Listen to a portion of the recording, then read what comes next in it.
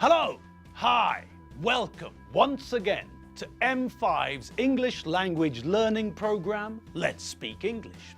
I'm Gav Duncan and I'm here on your TV to help you learn English. Now, are you sitting comfortably? Yes? Good. And are you ready for today's lesson? Yes? Good. Okay, well, let's learn English together.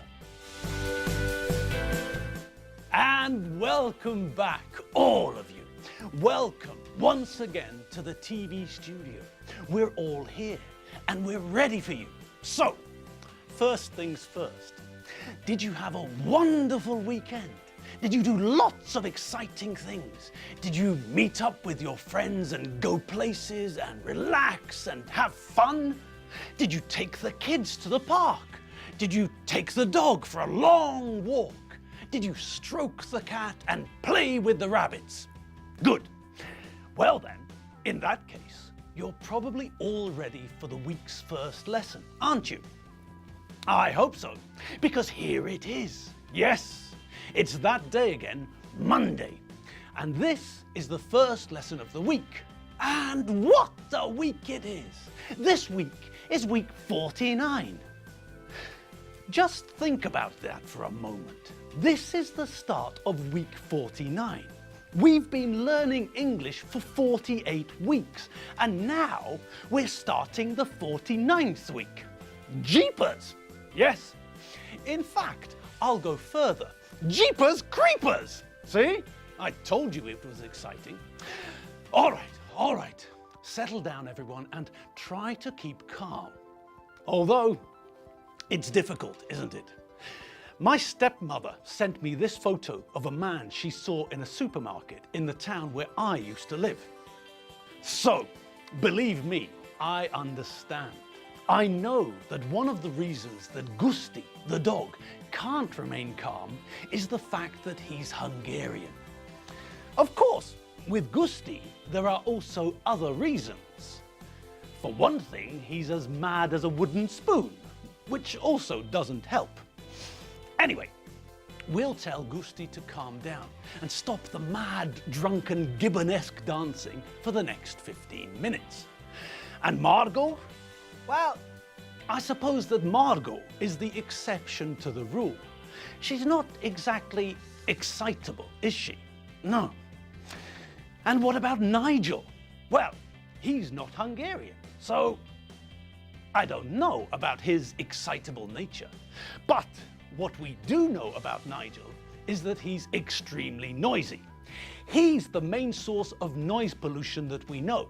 So, Nigel, once again, I'm going to ask you to keep the noise down just for the next quarter of an hour. Okay? Okay. Olé! Right then. Let's get cracking, shall we?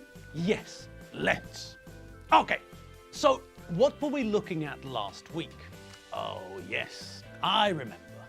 Last week, we were looking at how we say that we agree with what people said, using the so plus auxiliary verb plus subject form, weren't we? That's right. We looked at where we had to be careful, didn't we?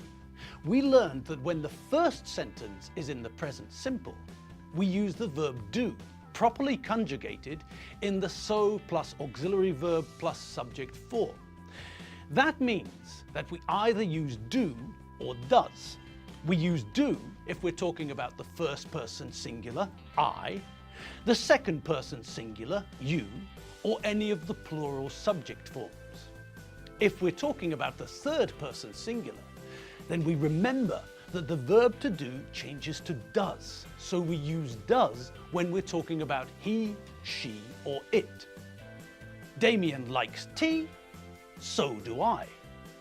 Greg drinks coffee every day, so do you. They eat pizza every Friday evening, so does Michael. They run up Gellert Hill every Saturday morning, so does Gobby. If the sentence uses the present simple form of the verb to be, then in the agreeing part, we use the correct form of the verb to be in the present simple.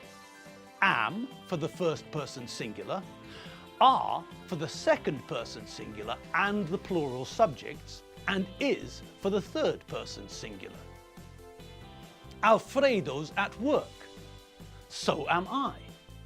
Mary's at home. So are you. Lizzie's at school.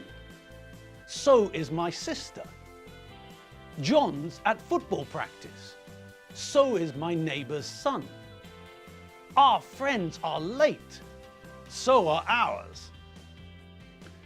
If the sentence uses the present continuous, then we use the correct form of the auxiliary verb we use to make the present continuous. And which auxiliary verb do we use to help make the present continuous? Yes, that's right.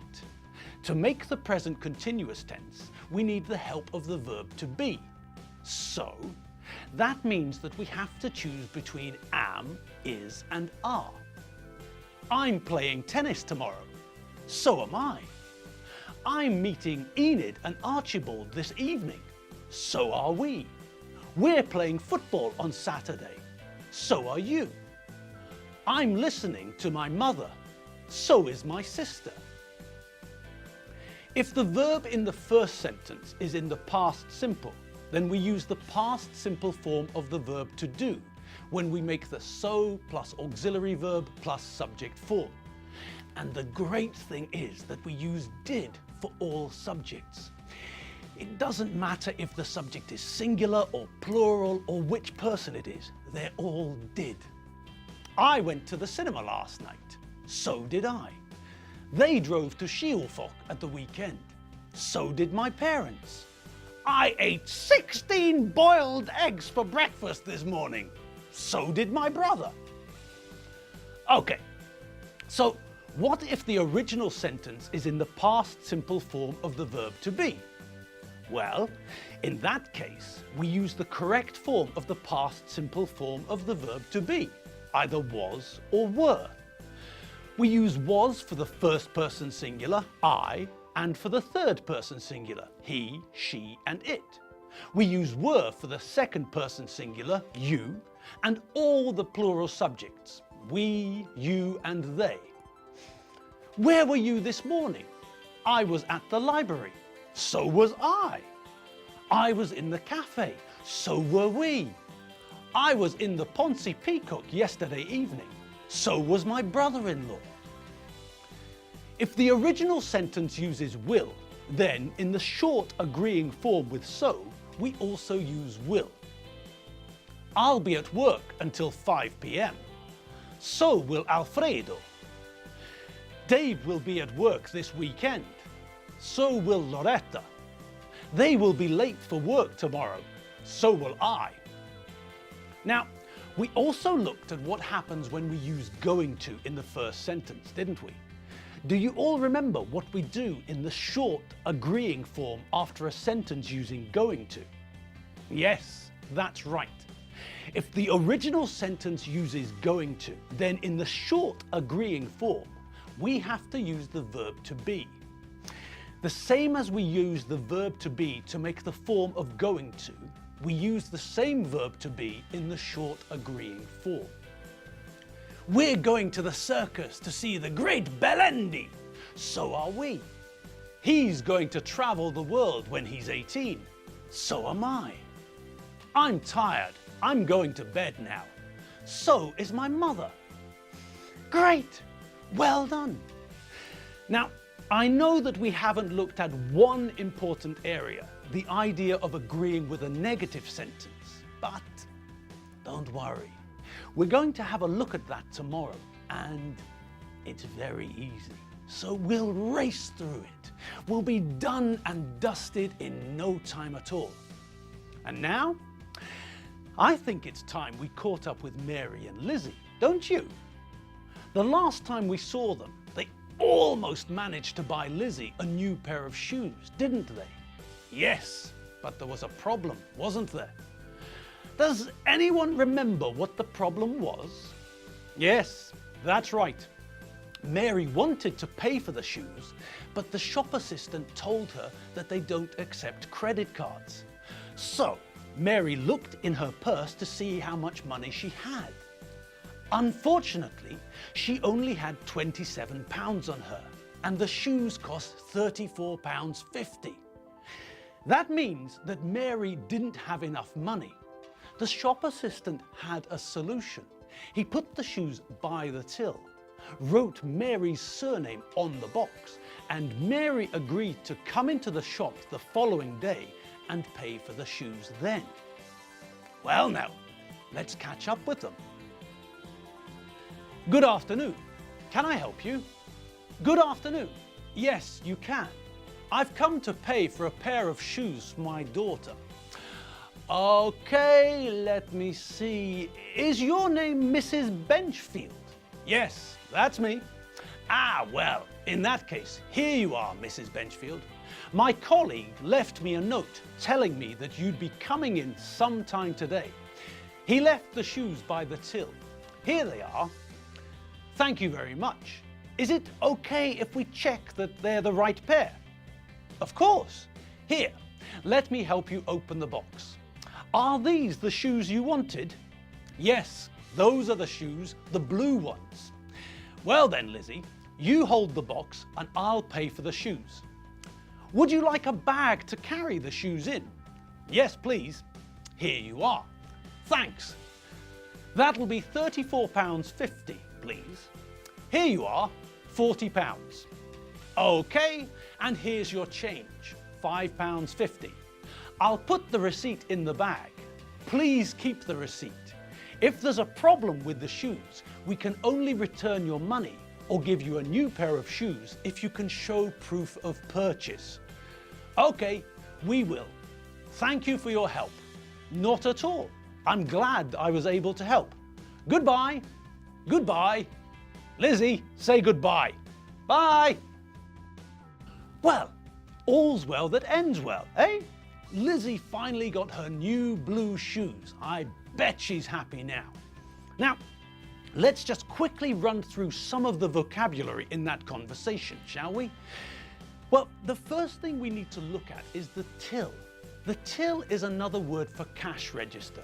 It's the machine where we pay for things in shops. When we want to buy something, we go to the till to pay.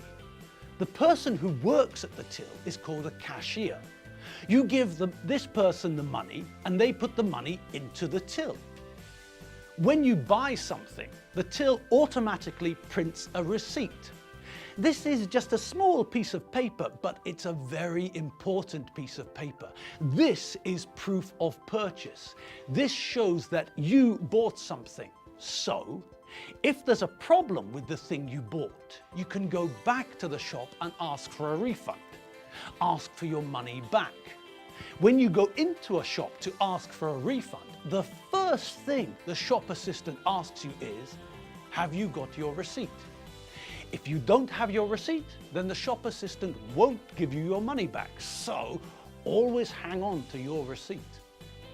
All right, one more thing and then I'm off. Change. We all know the idea of changing. We change clothes, we change toothbrushes, we change money when we need dollars, not forints. But when we buy something, anything, we often don't have the exact money. We don't have the exact change. So when we pay for something, we give the shop assistant or waiter or cashier more money and they give us back our change. Our change is the difference in money between how much we give and how much a thing costs. If I want to buy a pen drive, for example, the pen drive costs 4,568 forints. I give the cashier 5,000 forints and then the cashier gives me my change. My change is the difference between the price of the pen drive and the amount of money I gave them. 432 forints. I get my change and then I leave with my receipt. Great! And that's it for today. Yes, we're out of time once again. So relax and have fun. Have a cool, refreshing drink and I'll see you all tomorrow. Don't forget, if you need more English, www.m5tv.hu.